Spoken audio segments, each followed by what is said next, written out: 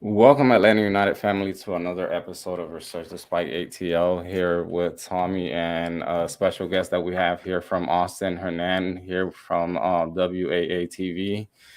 Man, we're glad to have you here. A new team. A lot of expectations from this team so far this season, but we, as usual, we've kind of been having a little giveaway, and I'm pretty sure somebody's already on here that we're giving out some tickets for this game against Austin.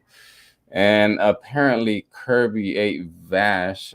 He answered it correctly. The question was, when was Atlanta United basically announced as a franchise in MLS, and he answered it correctly, or her, I don't know, Nice. 2014, and the official attendance for a 2018 MLS Cup, 73,019 people were there in attendance.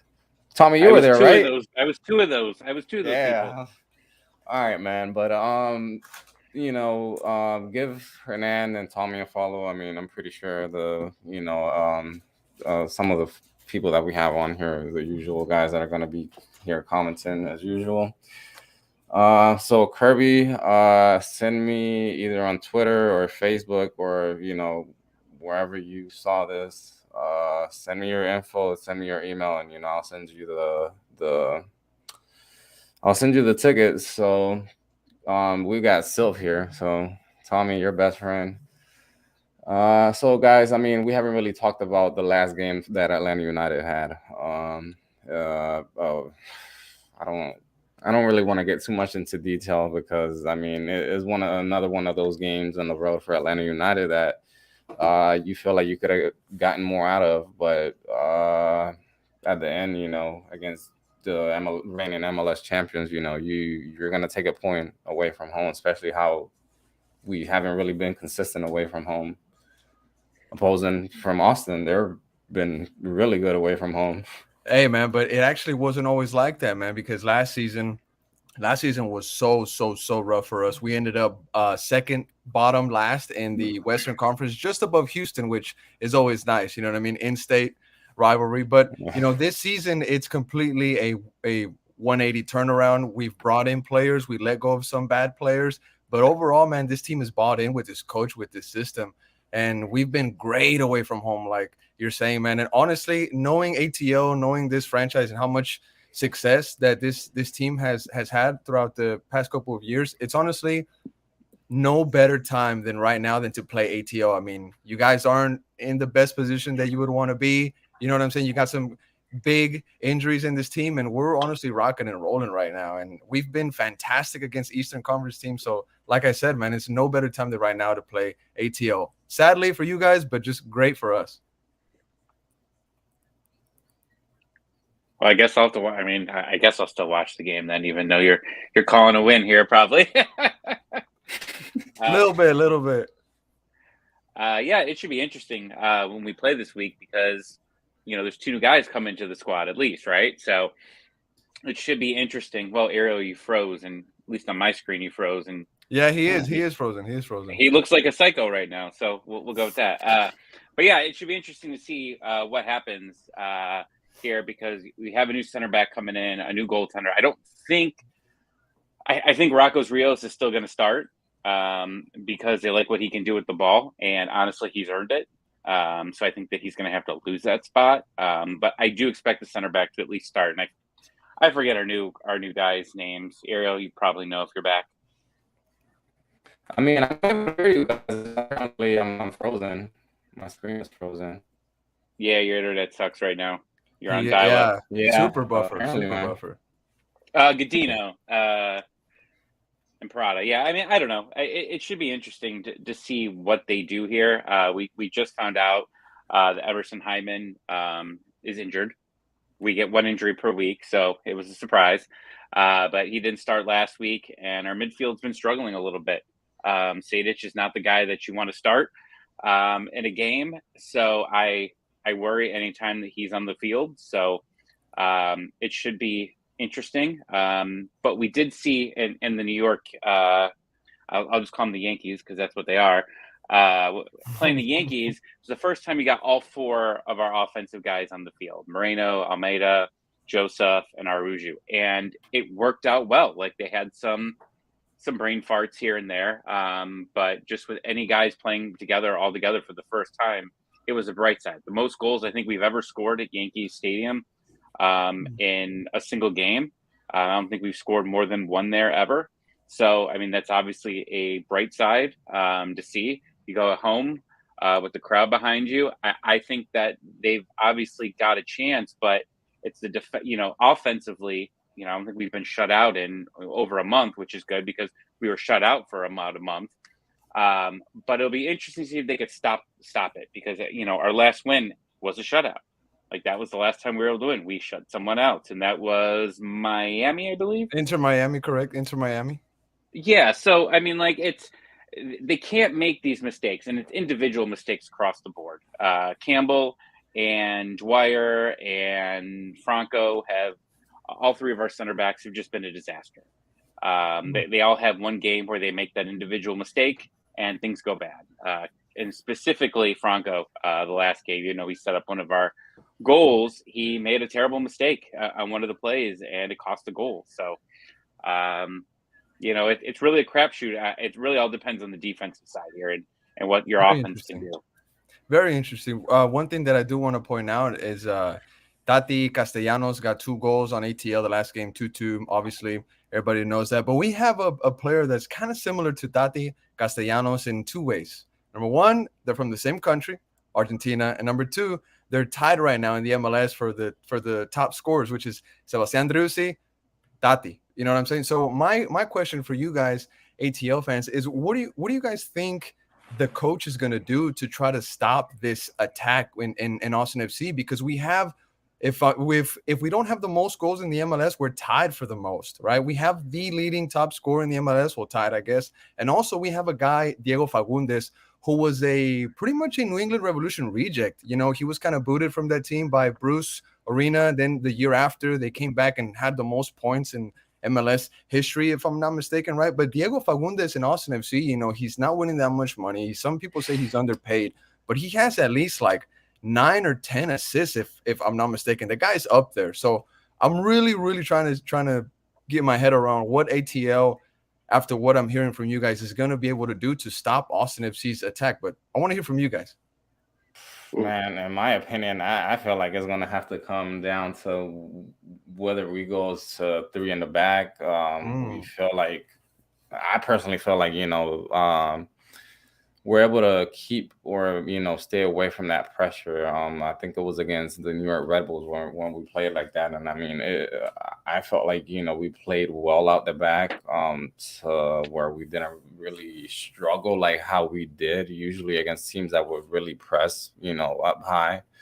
But I mean, Parada. That's just our opinion, whether, or I don't know if you share the same opinion, Tommy, about the 3 in the back. So I think it's Parada. I mean, you have to.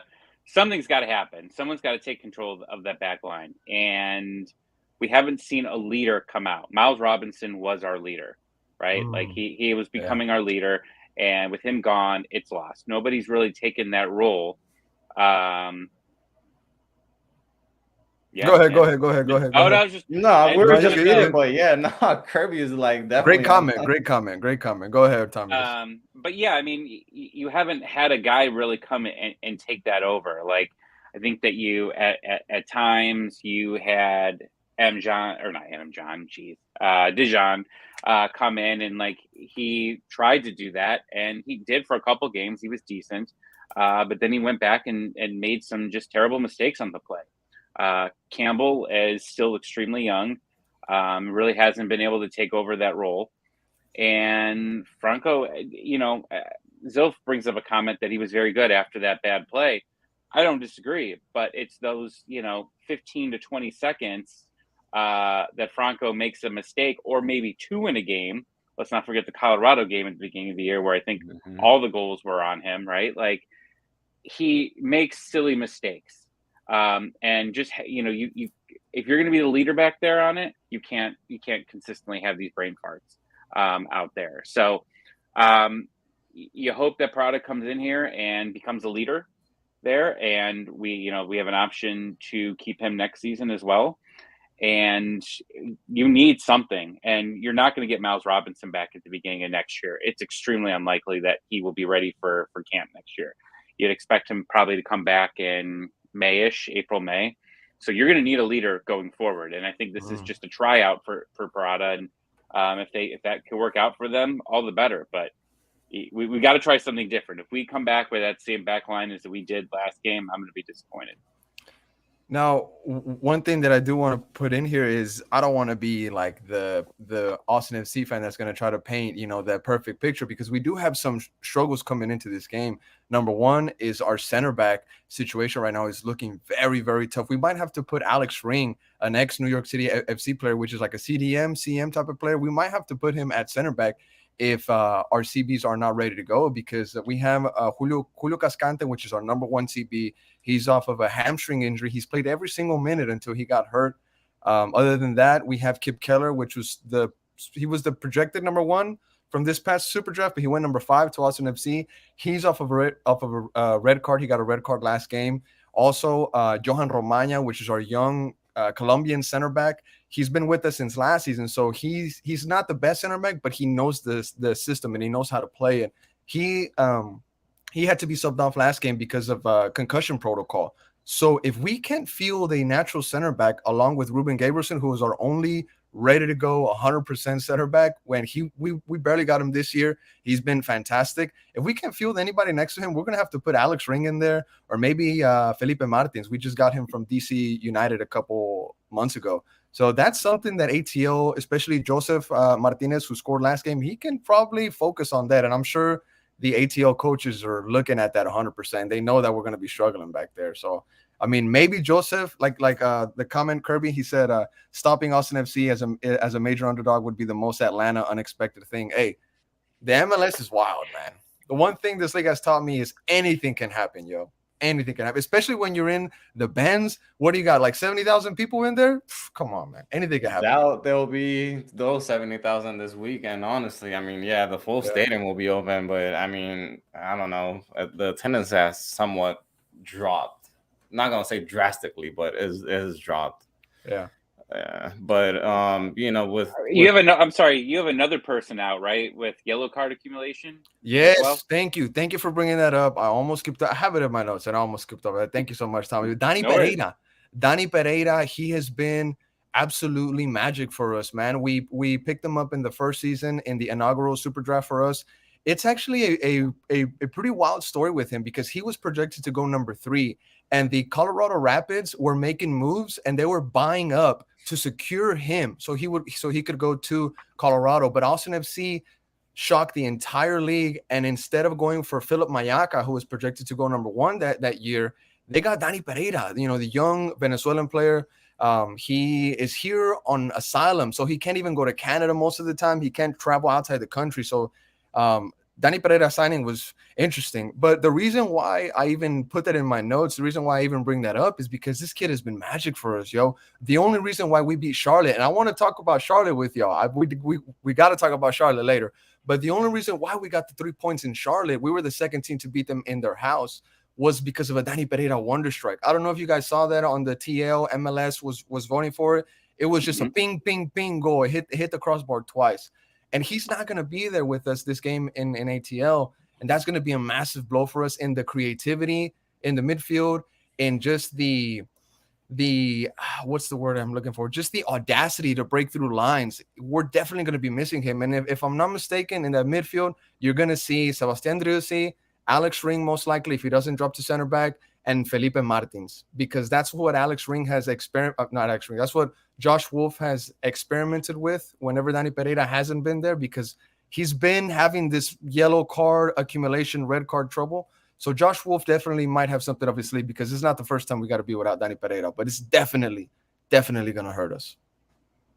We got somebody coming back from yellow card accumulation as well. Franco Ibarra. I mean, he's also another one of those guys who he's either gonna have a huge game, or either he's gonna get a yellow card and it's gonna be in foul trouble. I mean, it's hard to really predict with him. I mean, just with the whole team entirely, honestly. But He's going to be mostly, the biggest play. I mean, I think he's going to be one of our biggest players. You ask how we're going to stop yeah, you guys from scoring. It's going to have to come from Franco Ibarra. But like Ariel just said, when he gets an early yellow card, specifically in like the first half, he's pretty much rendered useless for the rest of the game. He has a temper. He knows he has a temper. The entire team has to worry about him and his temper from going off on the refs or another player. So he's kind of a red card, potential all the time. So he does. He does make me nervous, but if we are going to stop it, he's going to be the guy that's going to have to really step up. We also have Santiago Sosa that, I could say he's potentially available, but who knows? But he's possibly another option too. I would assume probably be a substitution late in the game, maybe for Ibarra if he does get in yellow card trouble. That would definitely need to help slow you guys down. Yeah, man, definitely. And so I mean, yeah, man, go ahead. no, man. I mean, just getting into like the transfer rumors that we've somewhat been hearing today coming from South America that Edwin Mosquera has apparently signed for 4 years with Atlanta United. I mean, he's already gotten his medical test done and everything. It's just a matter of visa paperwork to be done, and obviously he'll be able to join the team afterward. But he's working out alone. Apparently Atlanta United, sent him like a training routine or something, I guess. To somewhat start, coping to what the team's actually doing. But I mean, that's just bringing more depth into the team.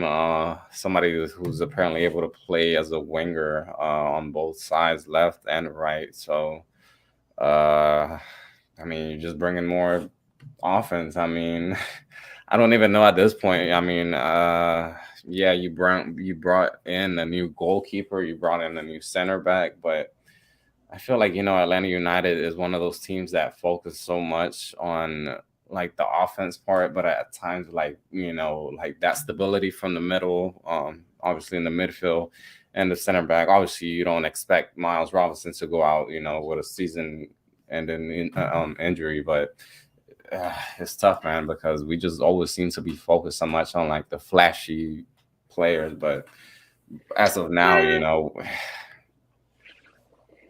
I disagree. I'll challenge at that. I mean, Brooks Lennon isn't a complete defensive liability. Andrew Gutman has done very well at times. Yeah, you've lost a bunch of guys due to injury. The midfield, I mean, obviously we bring in Ozzy Alonso, thinking he's going to be the kind of the mentor type guy to Sosa and Ibarra. He's out for the season. I mean, you're loaded with a ton of guys in the midfield. It's just, they're just okay. Josetu, Hyman, like, I mean, they're guys that are, decent, but like, I don't know. I mean, I definitely think that you could probably throw, some more money into the center back position. I mean, Campbell was not supposed to start this year. I mean, he wasn't supposed to be a regular starter.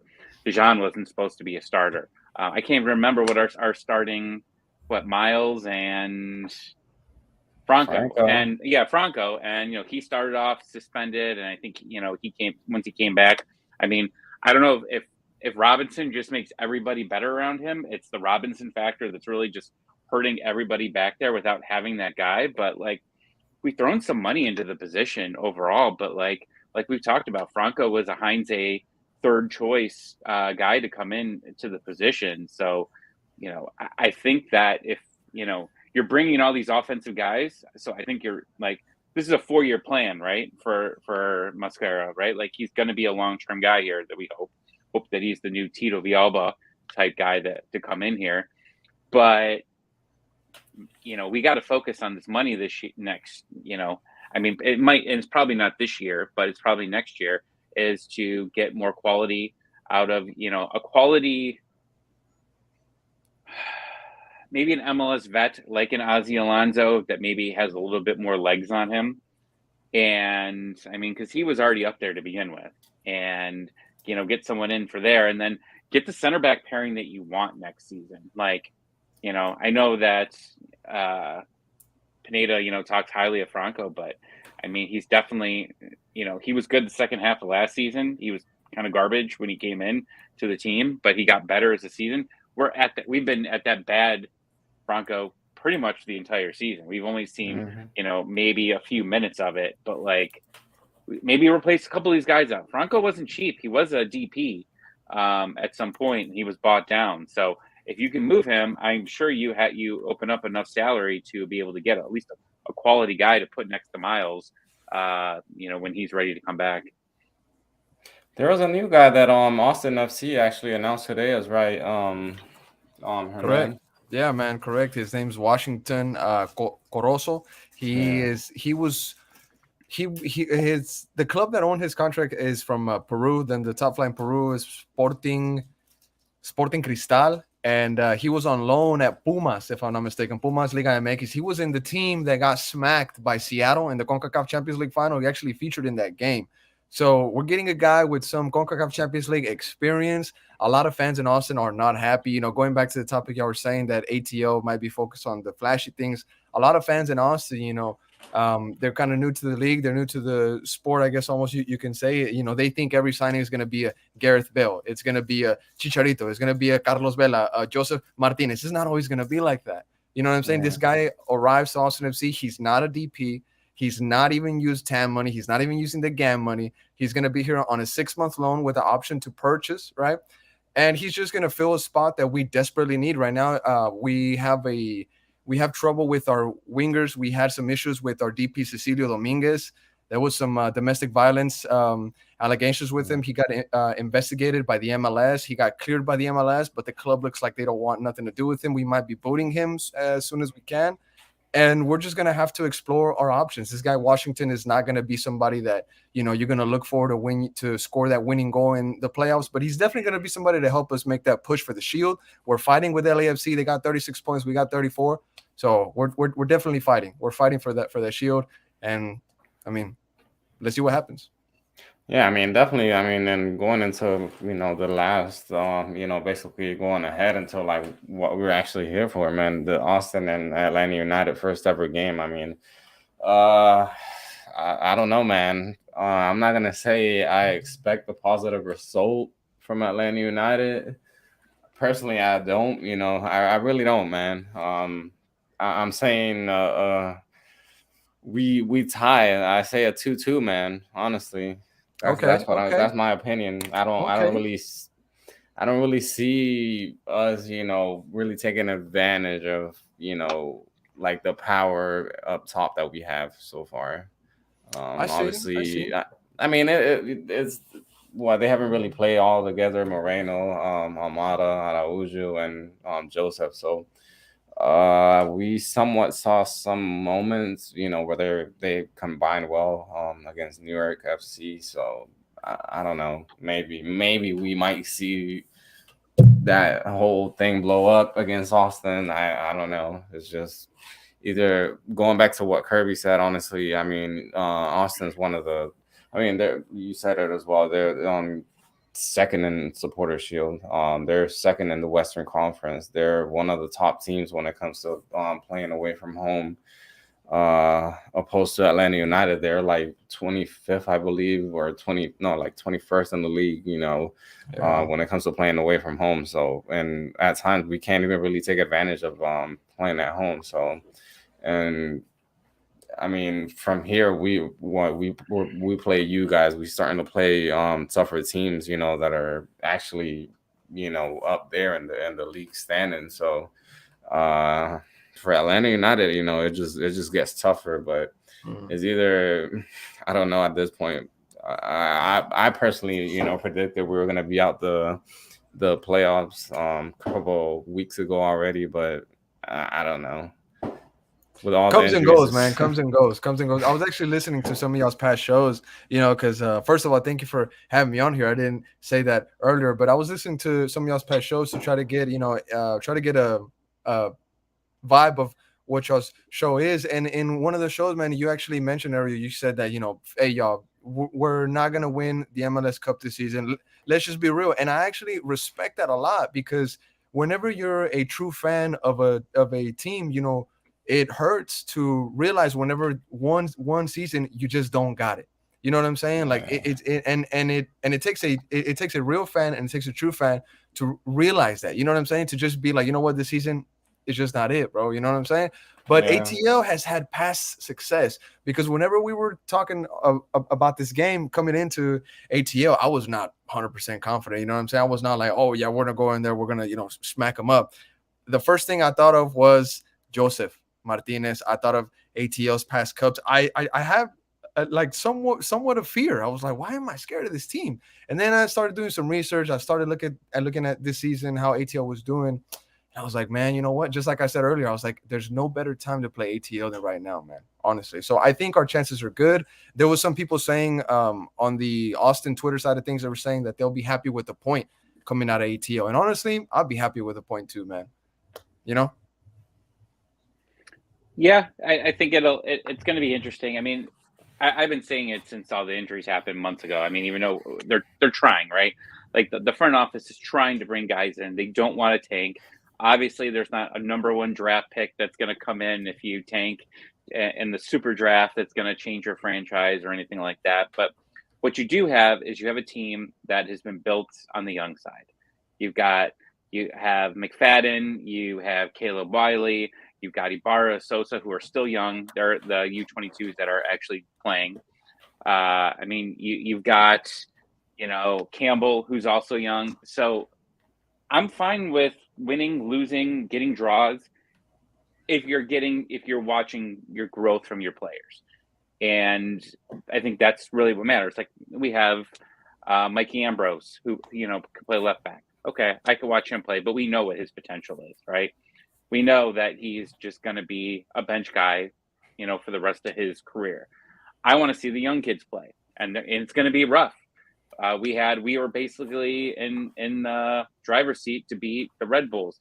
Caleb Wiley just takes some guy down in the box for absolutely zero reason, no reason at all, and it causes the comeback to happen, and we lose. Best performance we ever had at Red Bull Stadium. It happens, but again, I'd rather them have that now. I'd rather have them mess up here, learn from their mistakes, because next season you hopefully don't have all these injuries. Things get a little bit better. You have a consistent, lineup. Because I mean, every time we think that we're going to get a back-to-back lineup with the same starting, it doesn't happen. Some random thing happens. Emerson Hyman all of a sudden gets a knock in training, and now he's out 4 to 6 weeks. We find out, someone has the flu. Like just some guy. Brooks Lennon went out as well. Yeah, before 5 minutes before the game starts. We think, okay, we're getting back-to-back lineups for the second time this season. The second time, and what happened? He slips on a cone. He Mario Karted it on a banana. That's terrible. That's terrible. It's frustrating, but all these kids that you were hoping that were going to get time are getting time on the club, in the big club. They're playing at the Benz. They're playing at Red Bull Arena. They're playing at Yankee Stadium. They're learning how to play in these other stadiums. So all these kids who thought maybe, Caleb Wiley, I know he was a sub in the first game and ended up scoring his first goal seconds in. Like, there's no way he thought he was going to get this many minutes. So his career trajectory is like 2 years in advance, in my opinion. Like he would not be having this much time on a normal spot. So, like, yeah, eventually, the way MLS is, you have to, kind of look at it and say, here are the limitations. Here's what you're forced to have. If this team makes the playoffs, awesome, great. That means their youth got them there, right? I mean, obviously they still have a bunch of the front guys. All of our attackers, they're very talented. I mean, obviously Almada's still, extremely young, but they're all very talented. So, if they get them there, that means that the youth got them into the playoffs. So it should be interesting. But 100%. One of the things I want to talk about real quick is all these crazy signings in MLS over the past week and a half. I wake up every morning and there's just some random big name. When's Messi coming? MLS, right? I mean, there's that talk, that still has to happen. Like, it's crazy, and it's even crazier that a lot of these guys are coming in and they're not even DPs, right? Like that's even the wilder part of all this. Like, they're like, surprisingly, this person's not a DP. So I wonder, and I I don't honestly follow Austin that much, so you're gonna have to jump in and help me on this. But Atlanta has always taken their thing is we want to spend all our money on the young players, right? And we are now going to have all 3 U22 players slots filled again. And we've got some guys that are young that are DPs, but they don't have that much experience.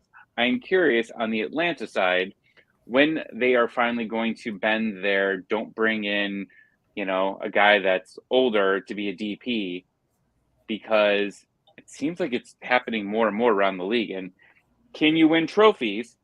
Can you win trophies with just young guys coming in? Obviously, Joseph's not a young guy anymore, but still, Almada, Aruju, they're still young, and they're not proven players.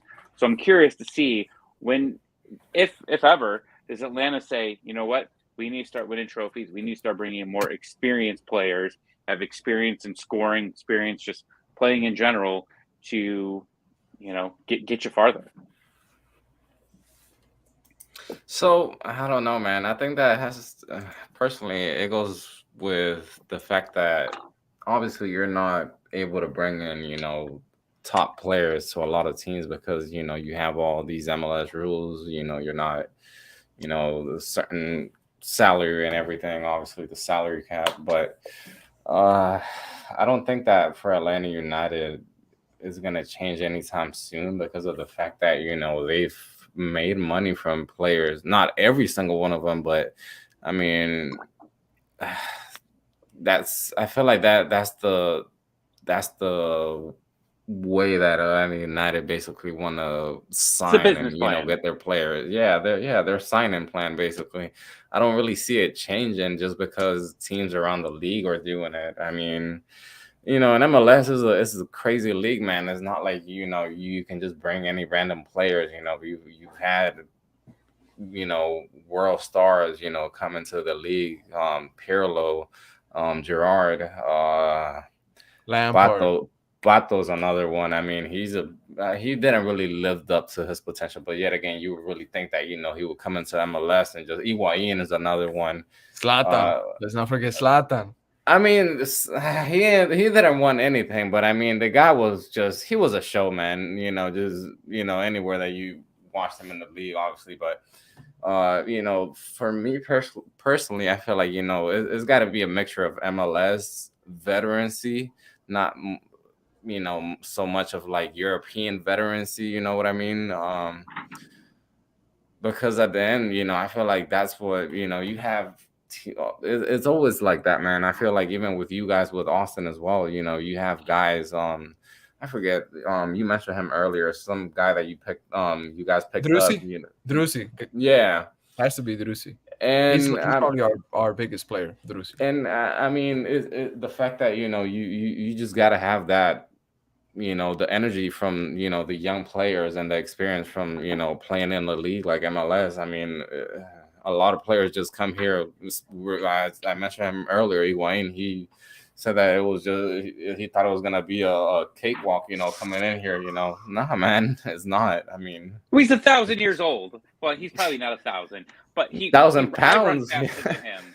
I run faster than him. Okay, and I'm slow as hell. Like, there's just obviously you have to find the right player, right? But. Yeah. Leagues are copycat leagues. Like, you always see how a certain team and how they win, especially I do a lot with the NHL. The NHL, it's copycat league. Physical team wins. The next team, they try to bump up their guys to be more physical than that team. Team gets faster. All the other teams want to get faster. Women's MLS Cup this year ends up being LAFC versus Toronto. What if that happens? Or Austin versus Toronto. Okay. But I'm saying because of the signings and what we have, what we brought, what these teams are bringing in. Obviously, they're bringing in a ton of experience. They're getting obviously some value signings. We really won't know until next, the end of the season. We find out what all their salaries are.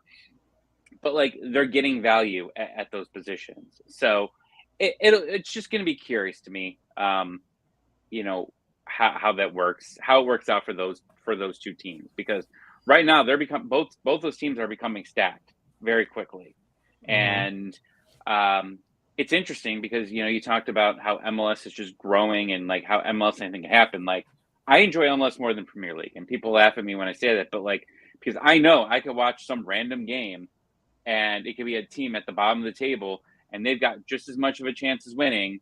But if you watch a Premier League game, it's very rare. You're usually going to see, unless it's Manchester United, they're going to randomly blow a game against, a team at the bottom of the table. Brentford or something. Yeah. Yeah. Leeds, like it's Norwich. It's just how it works. Yeah. It's how it works. Like, but it's exciting. And, you see the TV deal that just happened. Like, how is that going to affect these teams and their salary caps? Because eventually you're going to start seeing some of that money fly into the teams as well. So this league's only going to continue to get better.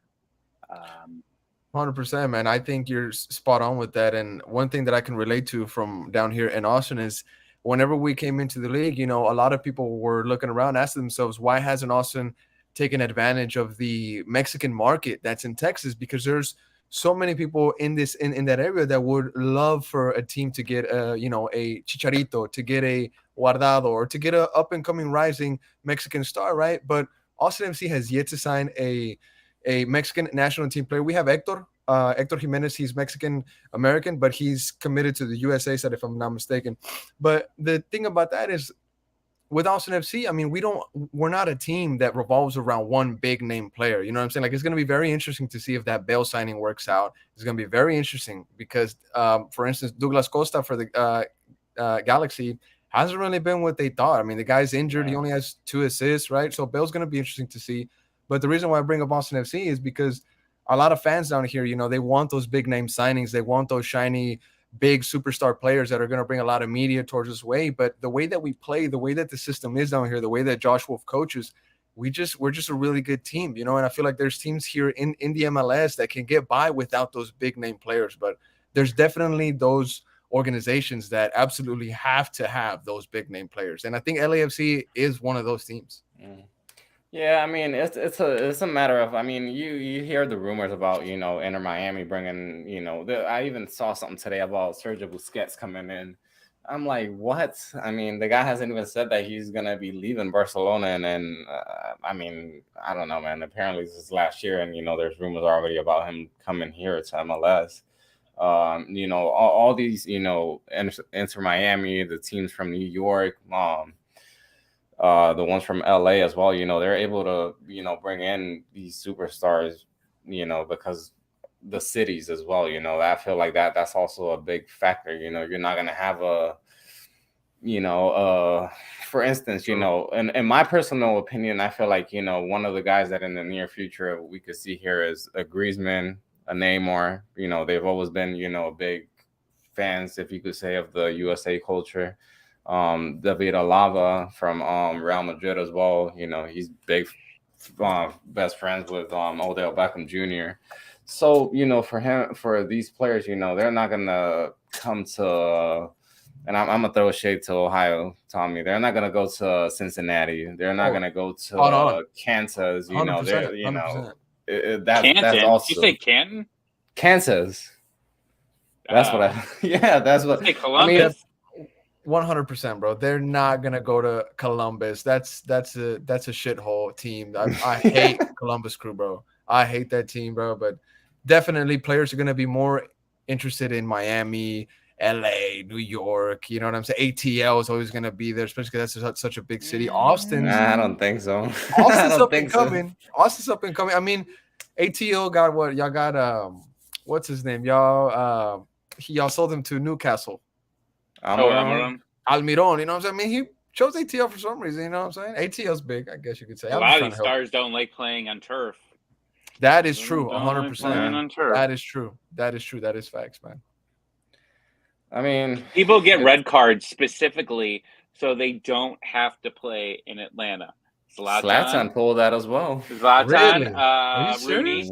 Rooney. Wow. Well, no, Rooney went on vacation. Rooney, like, they just announced that Rooney was going on vacation. He just said, "Screw it, he's not playing." I mean, it's funny when that we saw that. Like, it was all in the same year too. Wow. That they both like were supposed to play the Benz, and neither one of them wanted to play Yeah, on there that was field. actually a full venue for both for both of them. Yeah, that was I crazy. want to ask y'all something. I want to ask y'all what y'all think about Charlotte, because I was just on a Charlotte show last week before we beat them. But leading on into the season, you know, Charlotte came in season 2 talking a lot of mess, saying that they're kings of the region or whatever. And I saw that there was some ATL banter going on. But what do you guys think about Charlotte as like a team? You know what I'm saying? Are they worth calling them y'all's rival? You know what I'm saying? Nah, I think it's Nah. too early. nah. Yeah, I think it's too. I think it's way too early for that. Tommy, I mean, you've always mentioned this as well. I mean, not even Orlando. I mean, and I mean, no disrespect to the organization or anything, but seriously, I mean, earlier in the years, when Atlanta United came in, it's not like they really gave them, like a big challenge. Honestly, when it came to like actually on the field, it wasn't until like 2020, ever since COVID hit, it's been basically more balanced, when it comes to the results. If anything, the biggest rival that I see for Atlanta United, not just on the field, but off the field, is Nashville more than anyone, honestly. That's a good team. Nashville's a good team, yo. Hate their fans. Hate Yeah, their fans. I do too. Their hockey fans, their soccer fans. They're all That's freaking hilarious. annoying. Did you guys see that one clip of the Columbus lady fan? She was coming out the stadium or whatever, and she was like, "Yeah, we don't have any like pro teams here." And then she's like literally walking out of a Columbus stadium. Oh my god, man! There's just some cities in the MLS that you're like, man, how do you even have a team, yo? Straight up, and that's what some of the beef between Columbus and Austin kind of started at, because we were gonna originally quote unquote steal their franchise. You know what I'm saying? And the whole pre-court thing went on, and the Leslie Poole, she's a lady in the Austin City Council, but at the end of the day, Austin FC arrived and Columbus did what they needed to, and we're here. You could have won an MLS Cup the first year. We could have won an MLS Cup. I mean, who knows if you make the same signings with that? But you never know. You never know. I live here in Ohio, so it was interesting because I followed that Austin Columbus thing closely. Yeah, and honestly, if it wasn't for the Cleveland Browns, you would have had that team, because they made a rule in Ohio that when the Browns left Ohio to go to Baltimore, they made a rule that says that any team that wants to leave the state of Ohio has to give like a 30 or 60-day time frame for local ownership to be able to buy the team. So the current Browns owners came in and jumped in with a couple other investors, and that's why they kept the team, because they were going to be out if it wasn't for the Haslams of the Browns that came out and bought them. So it was an interesting thing to watch, because I worked down in Columbus a lot. I travel down there at least twice a month, and the Save the Crew signs, it was legit. Like they were, the Crew fans that are there are pretty great. But they're that first stadium they had, Old Crew Stadium, man, just sucked. Worst place on earth. Yeah, man. Honestly, it was. But bless their heart. Hopefully, whatever. Bless their heart. Columbus, keep doing you.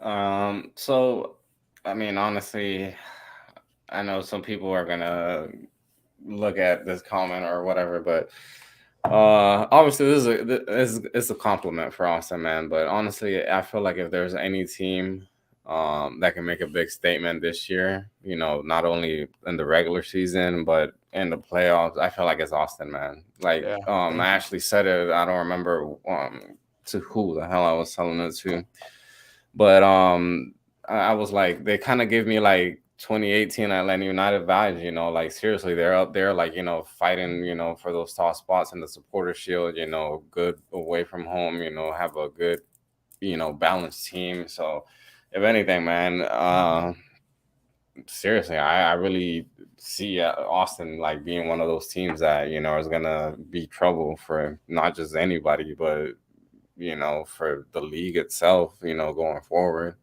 Thanks, the fact that, I don't know how many sold out games you have at home, the fan base is crazy, It's been like 20. It's like 22 or 20. Yeah, it's over 20. I know that, but something like that. Yeah. Yeah, but I when you mean have the Matthew support. McConaughey playing the drums, Yeah. Man, that's- that guy comes like once or twice a season, and he pretends that he's like one of the biggest people in this club. But hey, he's one of the investors, and it takes money to bring a team like that over here. So thank you, Matthew McConaughey, for investing your money, I guess. But he does only show up to like 1 or 2 games and just dips. He's a big Longhorns fan. He's a big Texas Longhorns Oh, fan. yeah. So there was actually a real funny moment at the beginning of the season at the traditional like spring game. He was at that for the Longhorns instead of at like a big Austin game at home. So people were like, "What the hell? Like you say you're a big Austin FC guy. You're one of the part owners. You're the minister of culture, but you're at the Texas Longhorns spring game." So it is what it is, man. Just a last question, man. I mean, and obviously it's your second year, as a franchise for Austin, but who do you said earlier you have Houston, you have Dallas as those in-state rivals, but who do you guys see as Austin fans, like that fan base that you just can't get along with, that you just bump heads with? Like, I mean, me and Tommy agree with that it's got to be Nashville, man. I mean, Charlotte, they're just plastic, man. They're just all that Atlanta United fans. That's a good one. That's a good one, bro. Good shit. But the ones that I would consider to be rivals, obviously you got to look at the Houstons, you got to look at the FC Dallas, but I'm not gonna lie, man. FC Dallas, man, they are one hard team to beat. We've never gotten a official dub on them. We've only gotten a draw from FC Dallas. That's the most we've gotten. They've beat us every single time we played them, except recently we tied 2-2. But I'd say, man, honestly, the Austin FC fan base crashes heads with more often with the Houston FC fan base, man.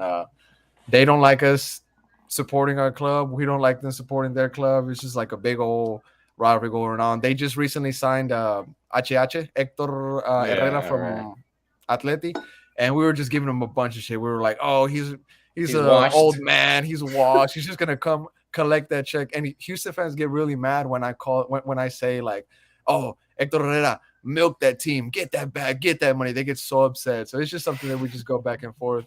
And most recently, I was at the Derby game when we were away at Houston at the PNC Stadium. That is such a shitty stadium. There's no shade at all. It's sun 90 minutes, bro. I got such a bad summer from that game. Terrible, bro. Never again. But we actually came back and we beat them 2-1. They scored a goal on us from half field, and then we tied it up. Danny Pereira, who we're not going to have against ATL, he scored his first goal against Houston.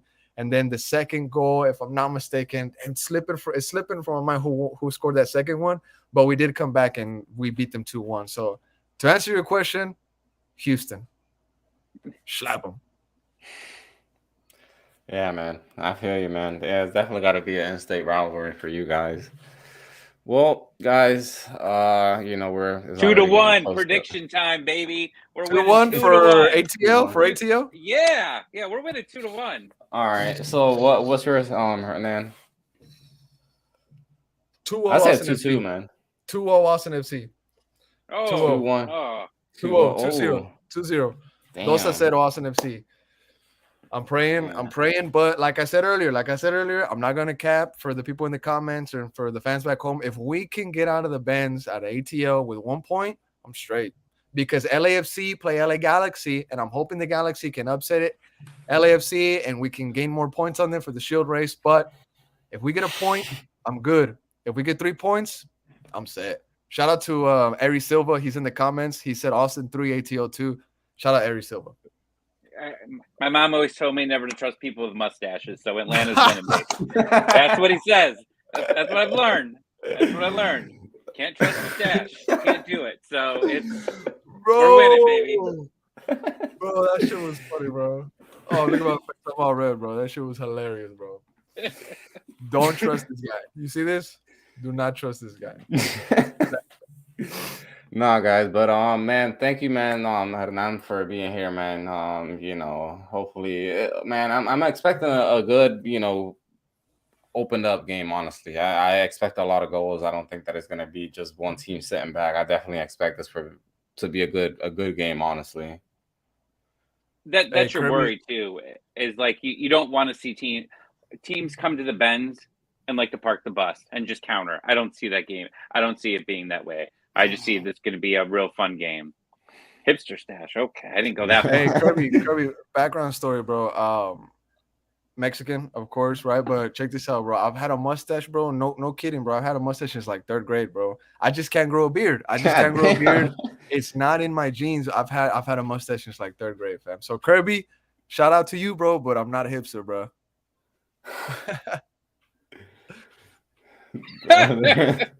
It's the hipsters with 34 points. Hey, Austin fans just got into the chat. Y'all late. For real, man. They just got into the chat. They literally just started storming. They just started storming. But shout out to Vanilla Mexican. That's my homie. Dale ATX.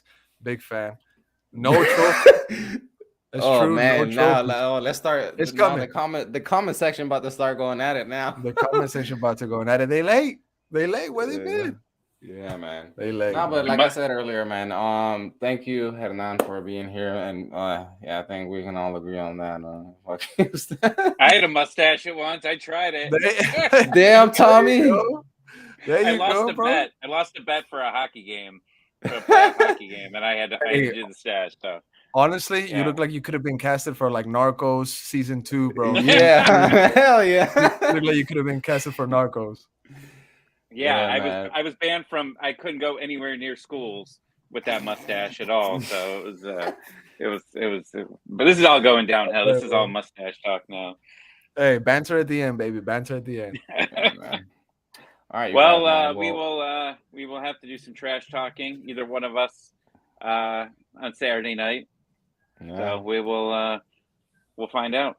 Yeah, if y'all go to the game, make sure to say hi to the Austin Fest because there's going to be a big group traveling out there. So if y'all make it out there, if y'all know somebody that makes it out there, just tell them look out. I'm actually making it to that game. Hey, there you go, man. There you go. Yeah. Look out for this. Look out for LV, Los Verdes. Look, check it out. Right here. LV. All right, man. Look out for these scarves right here, man. You can get some really good content, get some pictures, talk to some of the fans, man. Maybe trade scarves. There's some real cool people going up to it. Yeah, ATL.